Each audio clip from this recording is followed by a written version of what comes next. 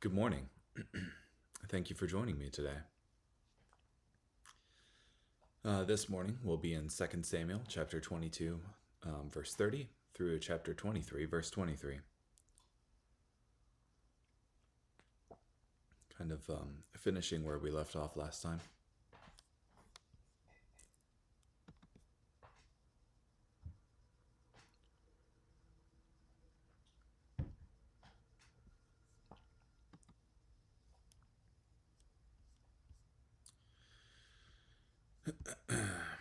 Indeed, with your help, I can charge against an army. By my God's power, I can jump over a wall. The one true God acts in a faithful manner. The Lord's promise is reliable. He is a shield to all who take shelter in him. Indeed, who is God besides the Lord? Who is a protector besides our God? The one true God is my mighty refuge. He removes the obstacles in my way. He gives me the agility of a deer.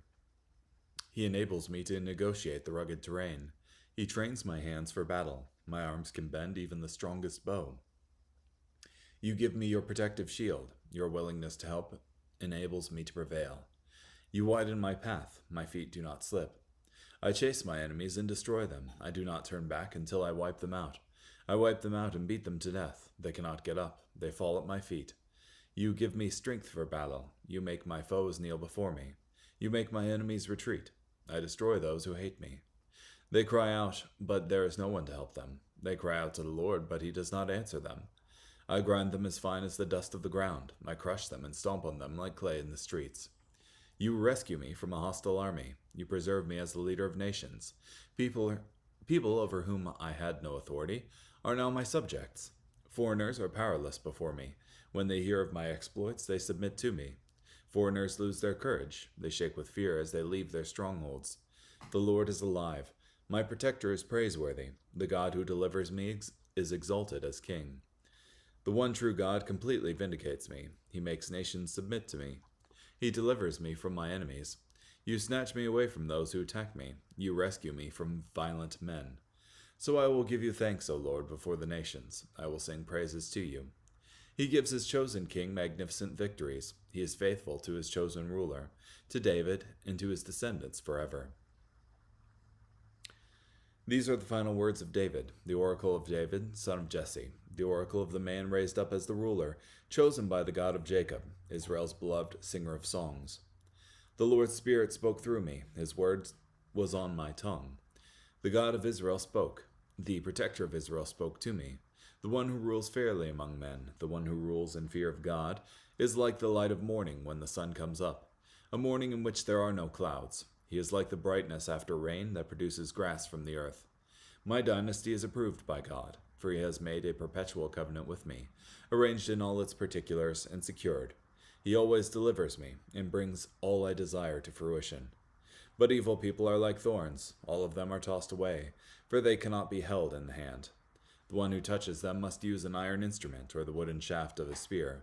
They are completely burned up right where they lie. These are the names of David's warriors. Josheb-Basshebeth, a Tekemonite, was head of the officers. He killed 800 men with his spear in one battle. Next in command was Eleazar, son of Dodo, the son of Ahohi. He was one of 3 warriors who were with David when they defied the Philistines who were assembled there for battle, when the men of Israel retreated. He stood his ground and fought the Philistines until his hand grew so tired that it seemed stuck to his sword. The Lord gave a great victory on that day. When the army returned to him, the only thing left to do was to plunder the corpses. Next in command was Shammah, son of Agi, the Hararite. When the Philistines assembled at Lehi, where there happened to be an area of a field that was full of lentils, the army retreated before the Philistines. But he made a stand in the middle of that area. He defended it and defeated the Philistines. The Lord gave them a great victory. At the time of the harvest, 3 of the 30 leaders went down to David at the cave of Adullam. A band of Philistines was camped in the valley of Rephaim. David was in the stronghold at the time, while a Philistine garrison was in Bethlehem. David was thirsty and said, "How I wish someone would give me some water to drink from the cistern in Bethlehem near the gate."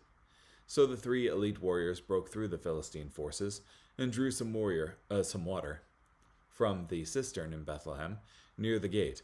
They carried it back to David, but he refused to drink it. He poured it out as a drink offering to the Lord, and said, O Lord, I will not do this. It is equivalent to the blood of the men who risked their lives by going. So he refused to drink it. Such were the exploits of the 3 elite warriors. Abishai, son of Zeruiah, the brother of Joab, was head of the 3. He killed 300 men with his spear, and gained fame among the 3. From the 3 he was given honor, and he became their officer, even though he was not one of the 3. Benaiah, son of Jehoiada, was a brave warrior from Kabzeel, who performed great exploits. He struck down the 2 sons of Ariel of Moab. He also went down and killed a lion in a cistern on a snowy day. He also killed an impressive-looking Egyptian. The Egyptian wielded a spear, while Benaiah attacked him with a club. He grabbed the spear out of the Egyptian's hand and killed him with his own spear. Such were the exploits of Benaiah, son of Jehoiada, who gained fame among the 3 elite warriors. He received honor from the 30 warriors, though he was not one of the 3 elite warriors. David put him in charge of his bodyguard.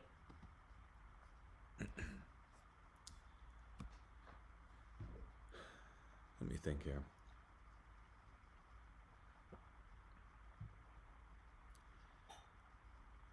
Yeah. David was approved by God, and as evidence, he puts forward that God made a perpetual covenant with him. He sings this song of praise to God, where he extols God for his support of him in various places, including battle. And he has an entourage of mighty men who performed superhuman feats, indicating divine intervention. He is a shield to all who trust in him. When God met David's need, he brought protection. David could see with light and stand in God's strength, but he still needed supernatural protection. David's trust was the vital link in receiving his protection from God. He makes my feet like the feet of a deer, and sets me on my high places. David thought of how the deer seem to skip from place to place and never lose their footing. God gave him the same kind of skill in working through the challenges brought by his enemies, so that my arms can bend a bow of bronze. David thought of the strength needed to bend a bow made of bronze. God gave him the same kind of strength to overcome the challenges brought by his enemies. Your gentleness has made me great. For David, it wasn't only about the skill and power. It was about receiving God's mercy and enjoying relationship with the God of great gentleness, which also was a resource of strength for David. We might brave the lion. We are vanquished by the lamb. We could withstand the scathing look of scorn, but when the gentle Lord casts us on the look of ineffable tenderness, we go out to weep bitterly from there. I have pursued my enemies and destroyed them. David relished the place of victory he had in the Lord. He wasn't hesitant to proclaim it, either out of false humility or out of uncertainty of possessing the victory. He knew that enemies might rise again, but he looked back at the field of battle and said, "They have fallen under my feet, and when they were under my feet, I trod them like dirt in the streets." You have also delivered me from the strivings of my people. David didn't only have to battle with problems from enemies, but also with the strivings of his own people. In the midst of the battle, he had to endure the contention of his own people, but God sustained him through that also. You have kept me as the head of the nations. David knew that the throne belonged to God. David knew, the throne is not mine, not to have, not to take, not to protect, and not to keep. The throne is the Lord's. Therefore, when David had the throne, he knew it was God who gave it to him. The Lord lives. Blessed be my rock. David thought of the great victory of God on his behalf and could only worship. It is God who avenges me and subdues the people under me. David emphasized the thought, this is the Lord's victory. He won it for me. The glory goes to him. He delivers me from my enemies. You also lift me up. We see in the psalm that David constantly moved back and forth from speaking about God, he delivers me, to speaking directly to God, you also lift me up. David didn't seem to have a problem moving between the two aspects, indicating that there is a place for both in praise. And sing praises to your name. To be saved singing is to be saved indeed. Many are saved mourning and doubting, but David had such faith that he could fight singing, and with the battle, with a song still on his lips. From Spurgeon. And he shows mercy to his anointed. David ended the psalm understanding his position in mercy. Though earlier in the psalm he proclaimed his own righteousness, he came back to the foundation of God's mercy. David's relationship with God was based on God's great mercy, not upon David's own righteousness.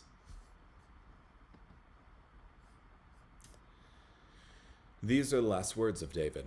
It wasn't that these were the words David spoke from his deathbed, but they expressed his heart and longing at the end of his life. I suppose the last poetical composition is here intended. He might have spoken many words after these in prose, but none in verse. From Clark. This short psalm is a beautiful song of wisdom from David at the end of his life, wherein he doth in few words, but full of matter, acknowledge God's benefits, confess his sins, profess his faith, comfort himself in the covenant, and denounce destruction to unbelievers, how much in a little from Trapp. What a life his was. We have a capsule of David's life in the titles and descriptions of 2 Samuel 23:1. The son of Jesse. Jesse was a humble farmer, and this title reminds us of David's humble beginning. The man raised up on high. David allowed God to raise him up so that he could confidently rest in this title. The anointed of the God of Jacob. David was anointed by God, not by himself or merely by man. He had a unique empowering and enabling from God. The sweet psalmist of Israel. David had a beautiful gift of eloquence and expression before God. This title reminds us of David's deep inner life with God. The Spirit of the Lord spoke by me. This indicates that at least at times, David was aware of the work of divine inspiration through him and expressed in his words. He who rules over men must be just. As David looked back over his life and reign, he was struck by the great need for rulers to exercise justice. He knew this by seeing the goodness of justice provided and the curse of justice denied. Ruling in the fear of God. This is the key to justice in the work of a leader. When leaders rule in the fear of God, they recognize that a God of justice reviews their work and will require an accounting of how the ruler has led. He shall be the light, like the light of the morning. David reflected on how a wise ruler is blessed when he rules with justice. Though David's reign was not perfect, it was blessed, and his reign is the most identified with the reign of the Messiah. From one perspective, David's reign was a disaster. He suffered from a dark scandal during his reign. He suffered under repeated family crises, under an attempted insurrection from his own son, under another civil war, and from 3 years of famine. In contrast to David, his son Solomon's reign seemed perfect. Solomon enjoyed a reign of peace, great prosperity, prominence, and glory. Yet the Bible has nothing but praise for David in his reign, reflected in passages like Psalm 89:20. I have found David my servant, with my holy oil I have anointed him. Isaiah 55:3-4. Incline your ear and come unto me. Hear, and your soul shall live, and I will make an everlasting covenant with you. Even the sure mercies of David. Behold, I have given him for a witness to the people, a leader and commander to the people. Romans 1:3, concerning his Son Jesus Christ our Lord, which was made of the seed of David, according to the flesh. And Revelation 22:16, I, Jesus, have sent mine angel to testify unto you the things in these churches. I am the root and offspring of David, and the bright and morning star. In contrast, Solomon is barely mentioned in the rest of scriptures, and when he is, it is almost in a backhanded way. Matthew 6:28-29. And why take you thought for raiment? Consider the lilies of the field, how they grow. They toil not, neither do they spin. And yet I say unto you that even Solomon in all his glory was not arrayed like one of these.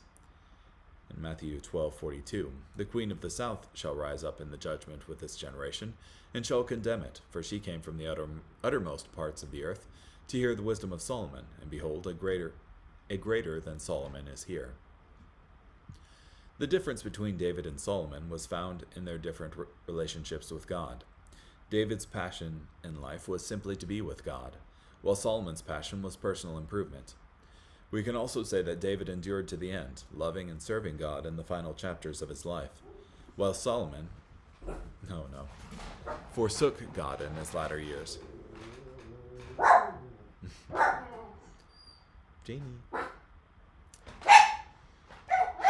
Oh dear. Come here, you. Come here. Come here. Up. There you go. Although my house is not so with God, David looked at the complete blessedness of a just ruler's reign, and knew that his reign fell short of both perfect justice and complete blessedness. Yet he has made with me an everlasting covenant. David knew that the everlasting covenant from God was not based on David's perfection as a ruler. It was based on God's gracious commitment to his everlasting covenant. This is all my salvation and all my desire. David only said this because the covenant was based on God's faithfulness and not his own. David knew that his own obedience was not enough to be a foundation for all his salvation and all his desire. We can say that because of his sin and its consequences, David's light dimmed toward the end of his life, but it was not extinguished. He shined until the end. In the divine dealing with us, there is no mistake, no lapse. Nothing has been permitted which has not been made to serve the highest purpose. This is so even of our failures. If, like David, in true penitence we have forsaken them and confessed them, it is certainly so of all our sorrows and trials. From Morgan. The sons of rebellion shall be as thorns thrust away. The covenant was based on God's faithfulness, but David knew that obedience still mattered. God would still oppose the sons of rebellion, and they would end in ruin. David knew he would trust in the Lord to take care of his enemies and wicked men. This was the whole theme of David. The Lord is in control. Rest in him. Don't fret yourself because of the evildoers that bring evil devices to pass. Rest in the Lord. Trust also in him. Delight thyself in the Lord, and all of the help and the strength, the ministry of God's Spirit to our hearts, through the Psalms, the sweet psalmist of Israel. What a legacy he has left. From Smith. This remarkable relationship with God is the reason why David was Israel's greatest king and the most prominent ancestor of Jesus Christ. The New Testament begins with these words, the book of the genealogy of Jesus Christ, the son of David, from Matthew 1:1. These are the names of the mighty men. David was nothing without his mighty men, and they were nothing without him. He was their leader, but a leader is nothing without followers, and David had mighty men to follow him. These men didn't necessarily start as mighty men. Many were some of the distressed, indebted, and discontented peoples who followed David at Adullam cave. These men came to David when his fortunes were at their lowest ebb, and he himself was regarded as a rebel and an outlaw, and they remained faithful to him throughout their lives. Happy are they who can follow a good cause in its worst estate, for theirs is true glory. From Spurgeon. The day for mighty men and women, heroic men and women for God, has not ended. The triumph of the church as a whole depends upon the personal victory of every Christian. In other words, your victory, your life, your personal testimony are important to the cause of God today.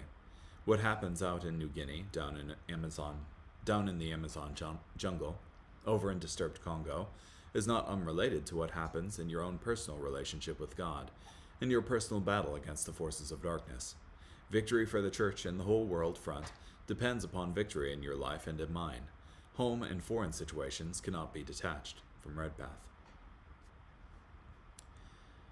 Adino, the Esnite, the leader among David's mighty men, was noted for having killed 800 men at one time.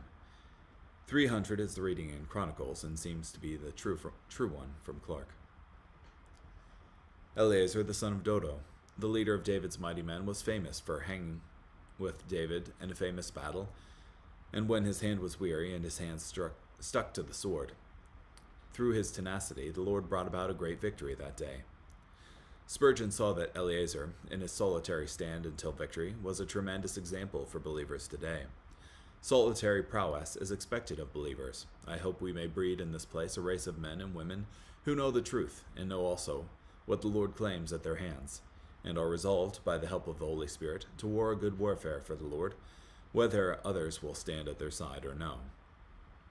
Remember Mr. Sankey's hymn, "Dare to be a Daniel, dare to stand alone, dare to have a purpose firm, dare to make it known, dare to be an Eleazar, and go forth and smite the Philistines alone. You will soon find there are others in the house who have concealed their sentiments, but when they see you coming forward, they will be openly on the Lord's side. Many cowards are skulking about, try to shame them. Many are undecided. Let them see a brave man, and he will be the standard bearer around whom they will rally." From Spurgeon. Shammah, the son of Agee, the Hararite, the leader among David's mighty men, stationed himself in the middle of the field when others fled, and he held the ground single-handedly until the Lord brought about a great victory. He came to David at the cave of Adullam. David spent time in this cave when those who would become his mighty men first came to him in 1 Samuel 22, 1-2. This passage describes something that happened either during that time or at a later time of battle against the Philistines when David went back to the cave of Adullam. And David said with longing, "Oh, that someone would give me a drink of the water from the well of Bethlehem." During this time, David had a nostalgic longing for the taste of water from a well near his boyhood home. The three mighty men broke through the camp of the Philistines, drew water from the well of Bethlehem. In response to David's longing, which wasn't a command, or even a request, just a vocalized longing, these three mighty men immediately went to fulfill David's desire at great personal risk. But he would not drink it, but poured it out to the Lord. David was so honored by the self-sacrifice of these three mighty men, he felt that the water was too good for him and worthy to be poured out in sacrifice to the Lord. He believed that the great sacrifice of these men could only be honored by giving the water to the Lord. Accounting it too dear a draught for himself, he poured it out unto the Lord, out of a religious respect from Trapp. Yeah. I think this also shows the heart of David in general, in that when the threshing floor was offered to him, he refused it without payment, saying, "I will not offer to the Lord that which costs me nothing." This water cost a lot, and it was a good sacrifice for David to make. Abishai, the brother of Joab, this leader among David's mighty men, was famous for his battle against 300 men. His leadership is also recorded in passages like 1 Samuel 26, 6-9, 2 Samuel 3, verse 30, and 2 Samuel chapter 10, verses 10-14. Benaiah, the son of Jehoiada, the leader among David's mighty men, was famous for his battles against both men, two lion-like heroes of Moab, an Egyptian, a spectacular man, and beasts, a lion in the midst of a pit on a snowy day. Yeah, I think I will end it there. Anyhow, thank you so much for joining me today. Hope you have a great day.